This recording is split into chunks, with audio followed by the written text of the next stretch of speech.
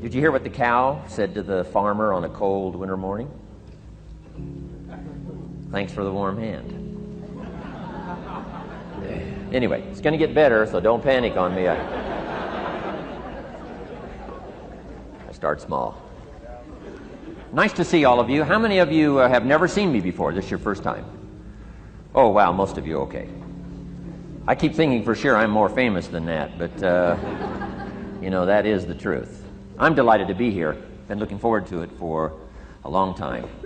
And it's nice to be back. You know, I was here not too long ago. It's nice to be invited back. It says something when you're invited back. It doesn't say everything, but it says something. Maybe it says, let's give him one more chance, right? See if he can get it right this time. But I'm delighted to have all of you here. We're going to spend the day together. I feel two major responsibilities, and I'm sure you can guess what those are. Number one is to make sure you get your money's worth, right? When you shell out your cash, especially these days, you want to make sure you get full value for the money you spend. And I know the tab for the seminar was not that much. Pretty modest fee to get in. Most of you, your tips for the week, right? So it wasn't that much, but I want you to be able to say when you walk out of here today, it was worth my money. But my biggest responsibility is to make sure you get your time's worth. And the reason I say that is because time is more valuable than money. In fact, you might start your notes with that. Time is more valuable than money. You can get more money, but unfortunately you can't get more time. If somebody asks you to spend your money, that's pretty easy, right? We live in America. We're wealthy. So the money's not the problem. But what if somebody asks you to spend a day, right? You got to think that over carefully. And I know you did. I wouldn't waste one of my days, not for anybody, not for anything. Once I understood how valuable they were, I don't waste any. But to make an investment like today of your money and your time, I appreciate that. Today's going to be costly for me. It's going to cost me one of my days to be here, right? And some money, of course. But, you know, I don't need the money. I take the money, but I don't need the money. But guess what I do need? The time. So I'm here not to just joke with you. I'm here not to just tell some funny stories and give a performance and walk away. I'm here to give you some value, and I want to make it worth your time. I'm going to invest a day. You're going to invest a day. Let's get the most out of it and see what we can walk away with today. Anyway, for you that have not seen me before, just very briefly, let me just tell you my story. I grew up in Idaho, farm country, southwest corner of Idaho. In fact, my father still lives on the old homestead where I grew up. He'll be 89 his next birthday, still hasn't retired. I'm proud of my dad. He's never been ill. He's really something. I'm trying to get him to retire this year, 88. I'm telling my father, what a good year to retire when you're 88. And he says, hey, talk to me in 10 years, right? I might be ready. But anyway, I went to high school. I graduated. I went to college 1 year. Halfway through my second year of college, I decided I was smart enough, so I quit. One of my major mistakes. I should have stayed in school.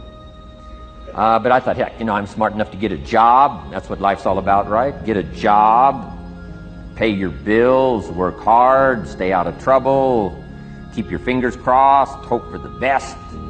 And I figured I was at least prepared to do that. So I quit college and went to work. A little while later, got married, got my little family going, and I'm out there doing what I thought was the best I could. But about age 25, I'm starting to struggle. I've purchased a little more than I can conveniently pay for on time. And the creditors are starting to call saying, hey, you told us the check was in the mail. What's the deal? And I'm getting embarrassed by that. I'm also embarrassed, big mouth me, with all the fancy promises I made to get married. I'm way behind on those promises. And I'm getting discouraged, wondering what to do. And I thought, well, maybe I should go back to school. Right? 1 year of college, pretty short on an application. But, you know, tough to go back to school, right? Especially when you got your family going. Time to stay is when you're there. So I discounted that. I thought, well, if I, you know, had my own business, that would be the way to go. But, you know, I'm short on money. Too much month at the end of the money. If you've ever been there, that's where I was, age 25. So I had to discount that, and I'm discouraged, wondering, where do I go from here? And then the miracle happened for me. Good fortune came my way. And who can explain good fortune? I don't know. Remarkable things that happen to you at a particular time. Sometimes it's just unexplainable how those things happen. One of my friends says, well, hey, things don't just happen. Things happen just. Another good note for your notes. Things don't just happen. Things happen just. And maybe that's it. I don't know. I'm an amateur on life, I guess like most of us are, trying to figure it out, how to make it valuable. But I was ready. And my good fortune was, at age 25, I met a very wealthy man. His name was Mr. Schoaf, Mr. Earl Schoaf. A friend of mine had gone to work for him, and he started telling me about this man. He said, you got to meet this man I've gone to work for. He's wealthy, but he's easy to talk to. And he's got a unique philosophy of life. And the more he kept talking about this man, I thought, well, I've got to meet this man. So sure enough, shortly after that, I had a chance to meet this remarkable wealthy man, and I was impressed. He was wealthy. Sure enough, he was easy to talk to. I was so intrigued, within a few minutes, I said to myself, if I could be like him, farm boy from Idaho, if I could be like him, I'd give anything. And then I thought, if I could just get around somebody like him, and if he would teach me what to do, I would be willing to learn. I'm coachable. And that was my good fortune. A few months later, this wealthy man that I met, Mr. Schoaf, took a liking to me, hired me, gave me a job. I went to work for him. And I spent the next 5 years in his employ. And then, unfortunately, he died at the end of that period, at age 49. His last 5 years, but the first 5 years of my new life, I got to spend with this remarkable man, and my dream came true. He coached me, he taught me. He taught me the books to read. He taught me the disciplines. He taught me the changes to make in my language and personality. And the things he shared with me during that 5 years literally changed my life, turned my life around, changed my income, changed my bank account, changed my future, changed everything. I've never been the same since that unique experience. And I wish he was still alive today, Mr. Schoaf. I'm sure if he was alive today, especially after this seminar, Idaho Farm Boy makes it to Dallas-Fort Worth, full house, standing room only. Pretty awesome, I'm sure. If he was alive, I'd be calling him today saying, you won't believe what's happening to me. I've had a chance now to share with other people what you shared with me. But anyway, how I got here. 30 plus years ago, I was living in Beverly Hills, California. And one day, a friend of mine, businessman friend, said, Jim, I'd like to have you come and share your story with my service club that I belong to, the Rotary Club. He said, I know your story, Idaho Farm Boy makes it to Beverly Hills. But he said, I think my club members would love to hear your story. He said, if I arranged one of our breakfast meetings, would you come tell your story? Just share a few thoughts. I said, okay. So I agreed to go give this breakfast talk. And guess what? They liked it. And my telephone rang. I got another call saying, we heard you've given your story and shared some ideas. Would you come talk to our club? First thing I know, I'm starting to devote a piece of my business time to giving these talks. And then one day, a businessman who'd heard my talk, I think 2 or 3 times, approached me and said, would you come and share that story and some thoughts with my management and salespeople? I said, I got this little company going. And he said, if you'd come tell your story to my organization, he said, I'd be happy to pay you. And I thought, wow, wouldn't that be something? So I agreed to go do it, and I got paid. Little did I know, another fortune was waiting for me to translate my ideas into talks and speeches and seminars. Now I've written some books. It's on cassette tape. Now I get to travel around the world. Last year I was in Japan and Israel, Spain, Mexico, Australia, New Zealand, France, Germany, Canada, and now Dallas-Fort Worth. So Idaho Farm Boy gets to travel around the world and share his story, and here I am today. Anyway, it's almost too much for me to comprehend. From where I started, raised in obscurity, in a little small farm community, and now to be here today is pretty awesome for me. So anyway, that's just a little bit about my story. My story's probably more intriguing for me than it is for you, but I wanted to hear it again, so I thought I would just, bore you with it. Anyway, I don't ask you to be impressed today. I'm the one that's impressed from where I came from to have a chance. But that's the American dream, right? Come true. Chance to start from scratch, start from obscurity, start with pennies, start with nothing, and have a chance to transform your life, change your life, set your goals, and see what you can accomplish. So anyway, that's how I got here, and I'm just delighted that this day has arrived, and I truly want to make it valuable for you. Let's go to work. Here's what I hope you'll find out of this seminar today for your notes. Here's what I hope you'll find. Number one, sincerity. Above all else today, I hope you'll find me sincere. Best place for people to start to communicate is sincerity on both sides. I'm sure you're sincere or you wouldn't be here today, right? To spend this kind of money, to spend this kind of time, roll up your sleeves today, go to work like I am, and get this message. You've got to be sincere. So I assume you're sincere. Now I want you to see me sincere. But I've got a good note for you to make. Sincerity is not a test of truth. Important note to make. Sincerity is not a test of truth. We must not make the mistake of saying he must be right, he's so sincere. That would be a mistake. And here's why. It's possible to be sincerely wrong. So we don't mistake sincerity for truth, right? Sincerity is only a test of sincerity. Truth has to yet be tested by truth, okay? But hopefully you will find me sincere and truthful.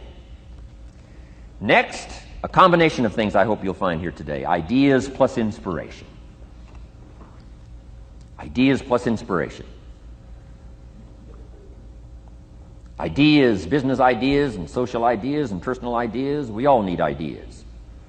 Right? How to have a good day ideas, how to have a good year ideas, how to have your best year ever ideas, good health ideas, personal relationship ideas, how to deal with your family ideas, sales management ideas, financial freedom for the future ideas. We all need good ideas. So today, I hope you gather up by notes and by what you can remember a lot of ideas. I want to share as many with you as I possibly can in the time constraints we have.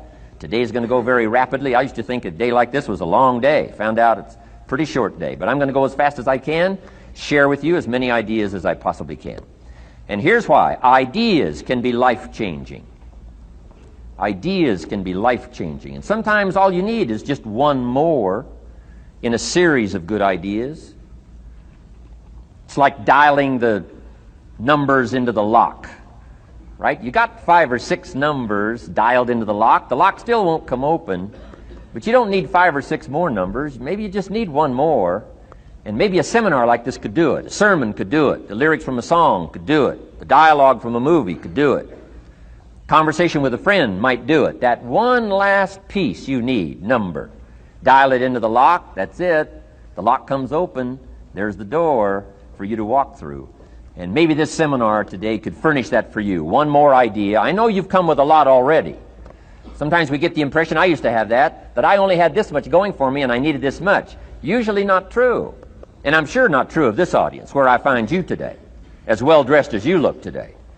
As fine as you are sitting here today, it isn't that, you've got this much going for you and you need this much.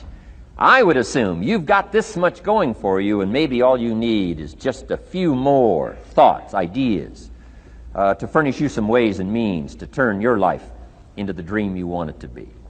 So, ideas. The seminar is going to be loaded with ideas. I want you to take good notes. But here's what else I hope you'll find here today, and that is inspiration. And who knows the mystery of inspiration? Why some people are inspired and some are not? You were inspired to get here. Some were not. Who knows the mystery of that? I don't know. How come you made it? The rest of them didn't make it. We don't know what that mystery is. Some people turned it down. Some people said it costs too much. Some people said it's going to take too much time. Some people are too busy, right? A lot of different excuses why some are inspired to take advantage of something that comes to town. Others pass it up. We don't know the mystery to that. Here's what I call it, mysteries of the mind. And I just leave it at that. Some things I don't try to figure out. I take the simple approach now. Right? Some people do and some people don't. I mean, that's about as profound as my philosophy is. Some buy and some don't buy. Some go for it and some don't. Some change and some don't. And if you've been around for a while, you can usually work out the numbers, right? Out of 10, 3 do, 7 don't. Whatever business you're involved in, pretty soon you got this ratio going. The ones that do, the ones that don't. And you say, well, why don't the ones that don't, how come they don't? We don't know. I just leave it as a mystery. I used to try to understand all that. I just take the simple approach now. The guy says, this happens to me, this goes wrong for me, and all this stuff goes wrong for me. How come all this stuff happens to me? I say, I don't know, it beats me. The best I've been able to figure out is those kind of things always happen to people like you. I mean, right? That's the best I got. I don't know. I'm an amateur on this stuff. What do I know? So, just take the simple approach, right? That's how it is. Who knows? Interesting story says, the day the Christian church was started. Now, I'm an amateur on the Bible, but best account I can remember, the day the Christian church was started, a magnificent sermon was preached. Great presentation. And if you're a student at all of good communication, it was one of the classic presentations of all times. The sermon, the first day the Christian church was started. And it said this sermon, this presentation was given to a multitude, meaning a lot of people. But it was interesting, as the account gives us, the record, it says, when the sermon was finished, there was a variety of reaction to the same sermon. Isn't that fascinating? I find it fascinating. It said some that heard this presentation were perplexed. And I read the presentation, sounded pretty straightforward to me. Said, why would somebody be perplexed with a good, sincere, straightforward presentation? Best answer I've got. They are the perplexed. I mean, what other explanation is there? It doesn't matter who's preaching. Right? It said some that heard this presentation mocked and laughed, made fun of the presentation. I thought, hey, this looks pretty sincere to me.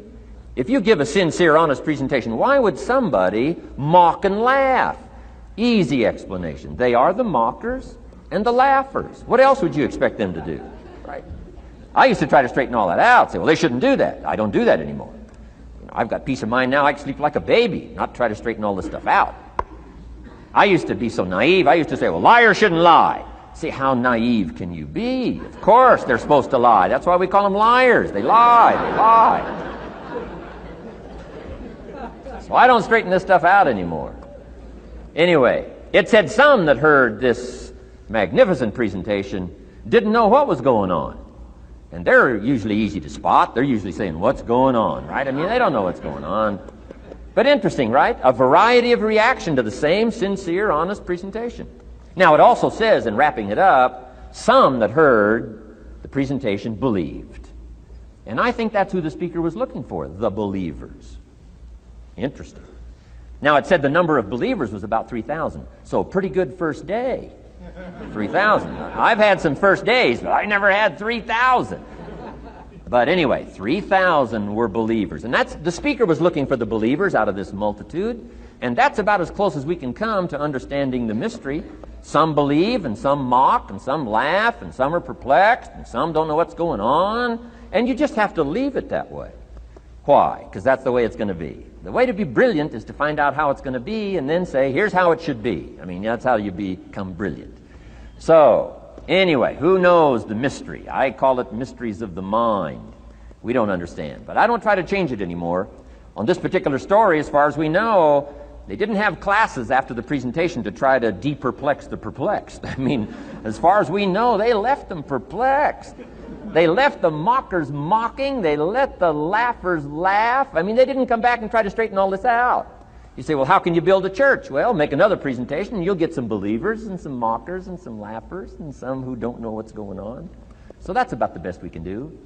But I'm glad I've got the believers here today. You believed enough to shell out your cash and part with your time and some of your effort and energy, and I appreciate that.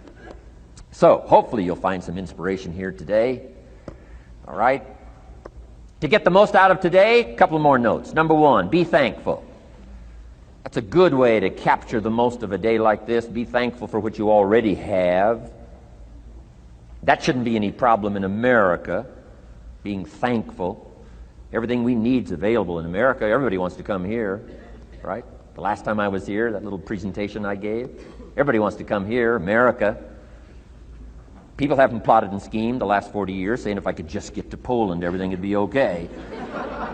No, everybody wants to come to America. Why? Everything's available here. All the books you need, all the sermons you need, all the churches you need, all the schools you need, all the instruction you need, all the inspiration you need, all the capital you need, all the markets you need, all the challenge you need, all the information you need, all the seminars you need.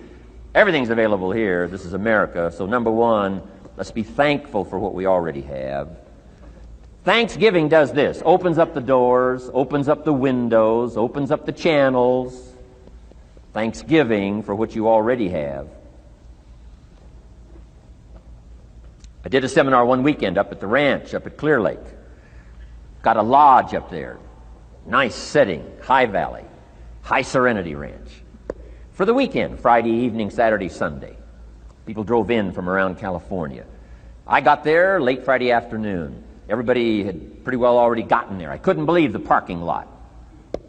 Continentals and Eldorados and Mercedes and Cadillacs and unbelievable. Ferrari, one Rolls Royce, unbelievable. I walked in, good-looking crowd about like this, sitting there ready for the weekend seminar. My opening remarks were, ladies and gentlemen, I think the rest of the world would find it strange that we have all come here this weekend to try to figure out how to do better. Right? I think the rest of the world would say, I don't understand. Guy in his Rolls Royce, and I got to get to the seminar, find out how to get another one of these Rolls Royces. Unbelievable. Anyway, let's be thankful. Here's what locks up the doors and the channels to receive more: cynicism. That locks you away. That prevents you from learning more. Being a cynic about the past and the future, a cynic about the marketplace, cynical about the people, cynical about the institutions, cynical about the setup, cynical about yourself, cynical about your chances. See, that locks away all the chance for stuff to flow your way. So, good advice, I think, today. Start off, be thankful. Here's number two, listen well. That's going to be a challenge today. I understand that. Seems like most of, our life is still going on outside these four walls, right? Most of our life seems like it's out, continuing out there. Family and business and associates and market and economy and whatever else is happening in the midst of your life. And to sort of, pull your attention from what's going on out there and put it in here for just a few hours, I know is a challenge. But do the best you can, listen well. And here's the last one, take good notes. Be a good student today. Take some good notes. I've not come to entertain you. As you can tell by my opening joke, right? I would not make it in Las Vegas. So we don't have a dog and pony show today, no entertainment.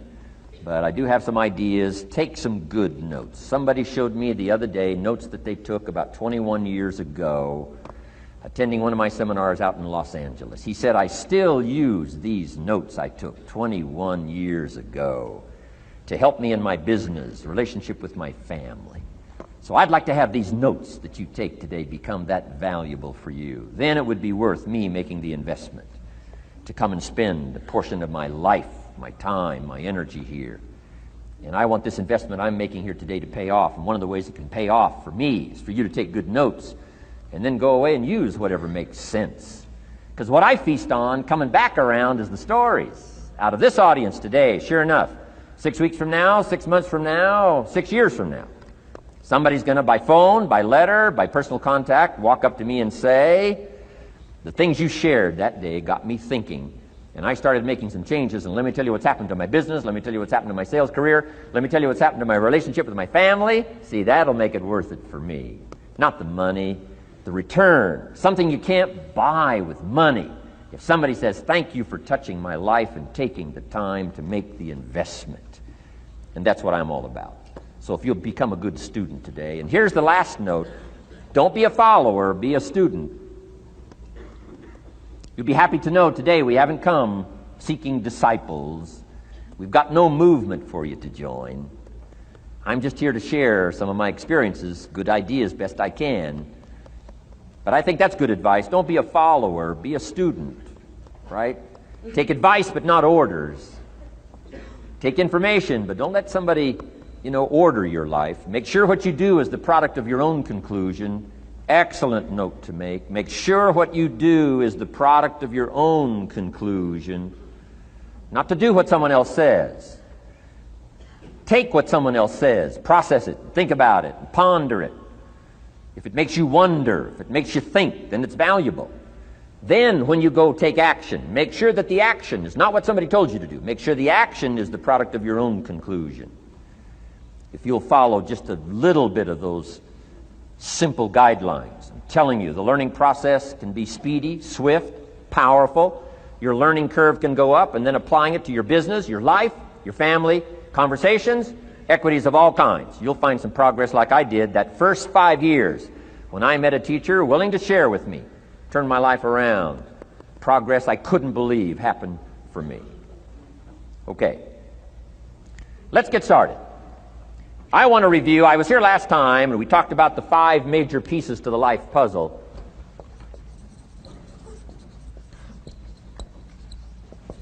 And I just want to review those because it lays such a good foundation for all the rest that I want to share with you today. We got a lot of subjects to cover, so we're going to go rather swiftly, okay? Put on your mental track shoes here and run with me today, because I'm going to deal mostly in concepts. Expect you to, fill in a lot of the details, because I've got a lot to share. I want to get through it all. But let's lay this foundation again of the 5 major pieces. Happens to be the title of my latest book.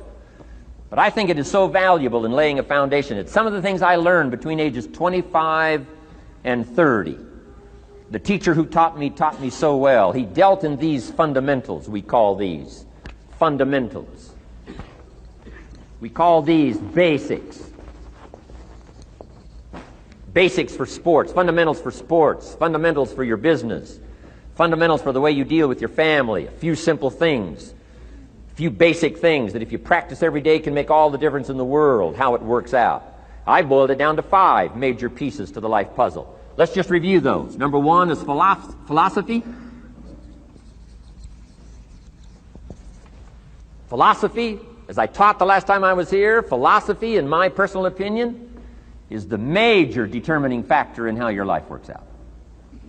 Philosophy, the major determining factor in how your life works out. Philosophy. To form our philosophy, you got to think. You got to use your mind. You got to process ideas. And this whole process over a lifetime, starting way back here when we were children, schools that we've attended, our parents, our experiences, all this stuff that we've processed by the thinking process helps to develop our philosophy. And in my opinion, each person's personal philosophy is the major factor in how your life works out. Here's what I called it in that last presentation when I was here. It's called the set of the sail. Each person's personal philosophy is like the set of the sail. Now, I used to think it was circumstances that ordered my life. If someone would have asked me at age 25, Mr. Rohn, how come you're not doing well? Pennies in your pocket, creditors calling, nothing in the bank, behind on your promises to your family, you live in America, 25 years old, got a beautiful family, every reason to do well, and things are not going that well for you. What is wrong here? It would not have occurred to me to blame my philosophy. I mean, it would not have occurred to me. Saying, well, I got this lousy philosophy, and that's how come I got pennies in my pocket and nothing in the bank, and things aren't working well. That would not have occurred to me. I found it much easier to blame the government. Much easier to blame the tax problem. I used to say taxes are too high. Top tax rate when I first started paying taxes, 91%. Back then, when your income reached a certain level, all your income over that, 91%. So I used to say that's too high. Now the top tax rate's about 33%. But people are still saying what? Taxes are too. See, but you can't use that anymore. If it's gone from 91 to 33, how could it be too high? Come on. I threw all that old excuse stuff away. Some people found it, though, and they're using it these days. My old list. I used to blame the traffic, the weather, used to blame circumstances, right? People say I'm too tall, I'm too short, I'm too old, I was raised in obscurity, raised on a farm, parents of modest means, all the stuff. If you were to ask me, how come you find yourself here, Mr. Rohn, age 25, living in America, land of abundance and opportunity, pennies, zero in the bank, not doing well, creditors calling, it would not have occurred to me to blame my philosophy. I found it easier to blame the company policy. I used to say, if this is all they pay, how do they expect you to do well? So I figured that, my future was going to be tied to what everybody else was arranging, the economy and, right, interest rates. I used to say things cost too much. That was my whole explanation, not my philosophy, until my teacher taught me better that this is where the problem was, my own personal philosophy. Here's what's exciting about each person's personal philosophy. That's what makes us different than dogs and animals and birds and cats and spiders and alligators. That's what makes us different than all of the life forms. The ability to think, the ability to use your mind, the ability to process ideas, and not just operate by instinct. In the winter, I'm telling you, the goose can only fly south. What if south doesn't look too good? Tough luck. It can only fly south. But see, human beings are not like a goose, can only fly south.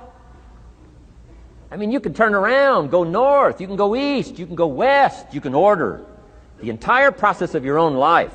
And we do that by the way we think. We do that by exercising our mind. We do that by processing ideas and come up with a better philosophy, a better strategy for our life, goals for the future, okay? Plans to achieve those goals. All this comes from developing our philosophy.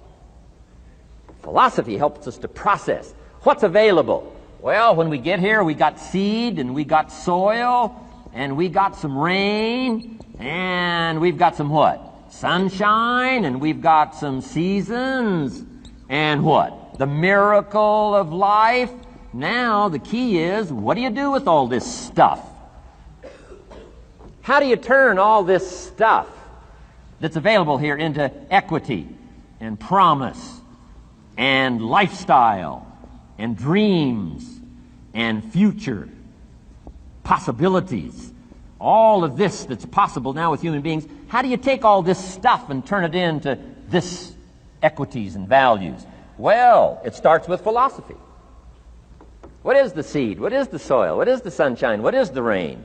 Is it possible to take some of each of all the stuff that's available and turn it into food and turn it into value and turn it into nourishment and turn it into something spectacular and unique that no other life form can do? And the answer is yes.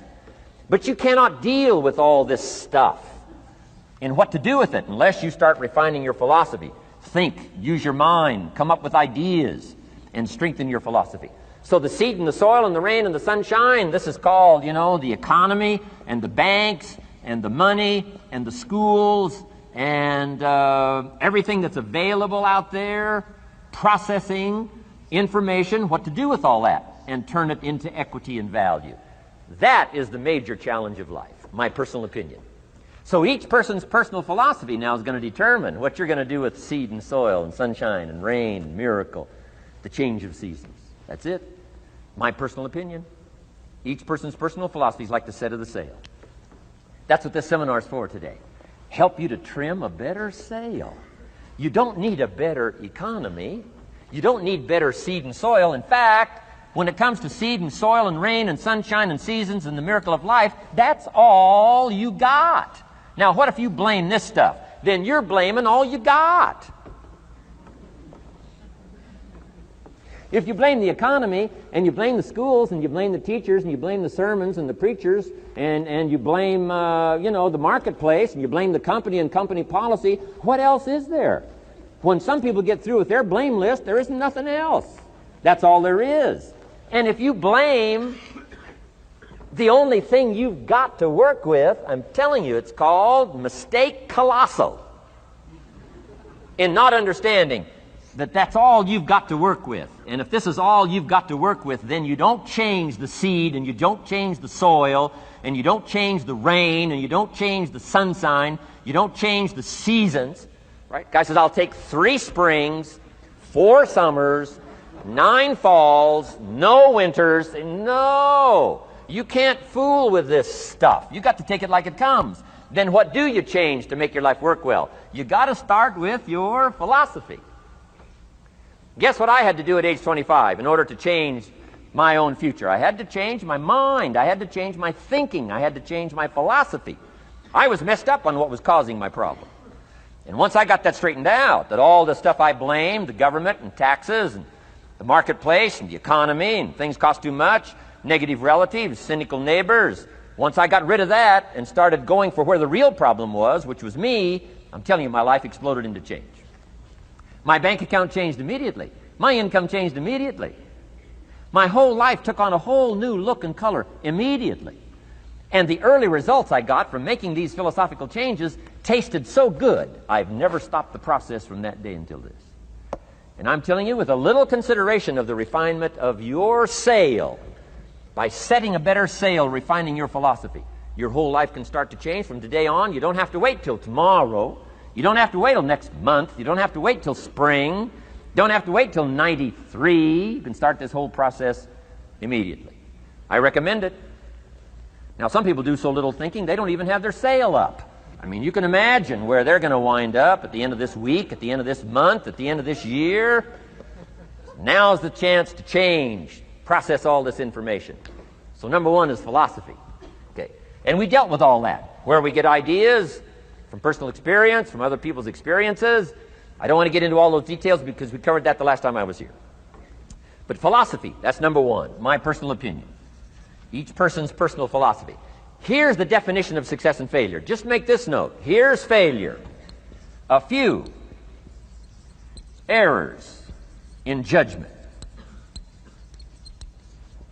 repeated every day.